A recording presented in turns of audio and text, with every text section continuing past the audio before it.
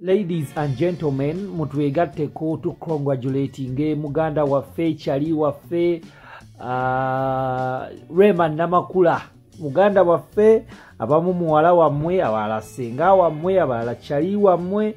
Yeah, congratulations Rema Namakula. Rema Namakula ali lubuto lwa Dr. Hamza lwa miezi ena.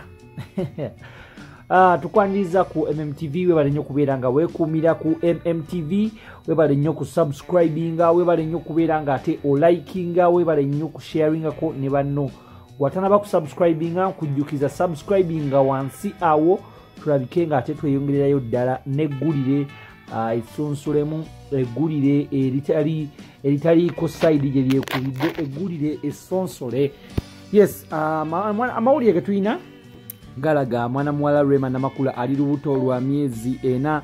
Kino kya confirmingiddwa olunaku olwejjo lwe yabadde nga ate ali ku scientific introduction awo nga bw'omulaba awo ng'asibye ekituttwa mu kiwato oba kye bayita mu Luganda bakiyita kitambaala kye basiba ku gomasi. Rema Namakula ono yabadde ali kuyimba ng'ayimbirako chaliwe oyo bamuyita Goreti we yabadde ayimbirako Rema Namakula n'agenda kumuyimbirako era abantu bangi bamulabyeko ng'ali lubuto ate abalala beewuunyiza nnyo kulaba ng'ate ali lubuto. Kino kyakonfaminze ebintu ebyenjawulo ebizze byogera ku Rema Namakula mbu yajjamu olubuto lwa Dr. Hamza lwe yalina mu kwanjula mbu ate biki bamwogerera ebintu bingi nnyo naye Rema Namakula teyabaddamu. Era nga bw'omumanyi ye mukyala mukkakkamu, mukyala baamukuza tebaamukuza kuddamu bantu era talina gwe yaddamu mu bantu bonna abamwogerera kimu kye bamwogerera tewali gwe yaddamu era yeesinasigala nga yeekolera bibye nga bw'alina okubikola. Rema Namakula ebifaananyi ebyo nno yabyekubisizza ku Yidi kyolabaawo we yabadde Dr. Hamza kuyididde okwo abantu bangi beeyongera okukonfaminga nti Rema Namakula ali lubuto.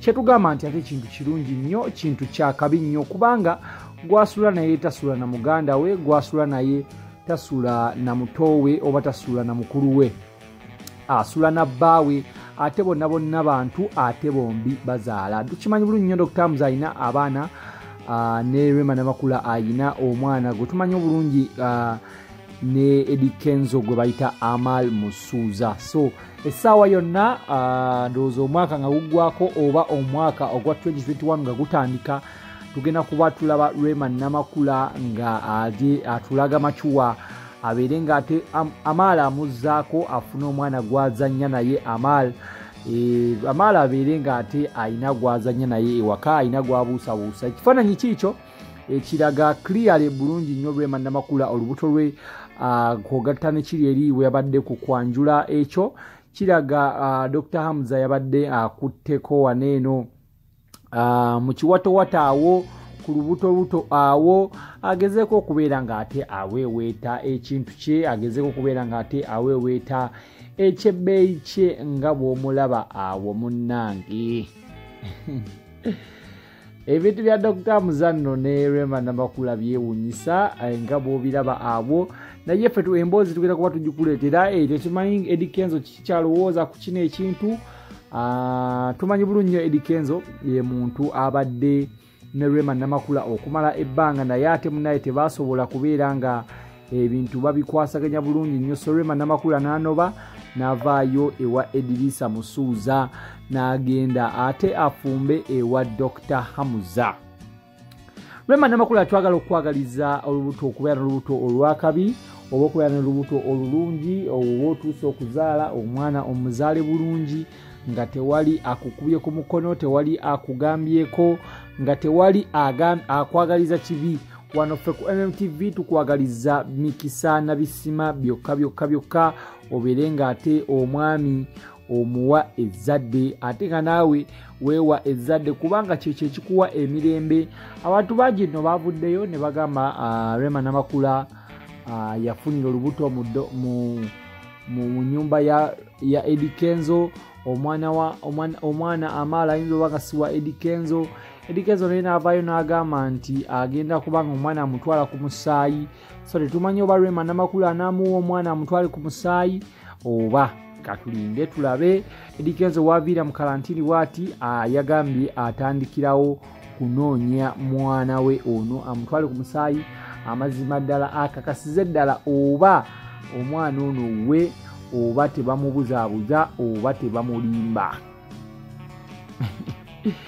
Naye nga byebyo ebikwatagana ku Rema Namakula wano ku MMTV tukwagala nnyo, twagala okubeera nga tukwagaliza okuzaala okulungi bw'onaaba otuuse okuzaala na buli kimu nga kyakabi nnyo bw'onaaba otuuse.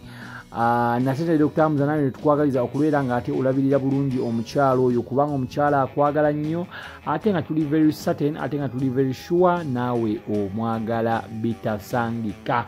Byebyo nno ebivudde esayidi eyo mutukkirize tubaagalize banene ababiri okuzaala obulungi ezzadde eryakabi ennyo kubanga nabo tebalina buzibu bonna.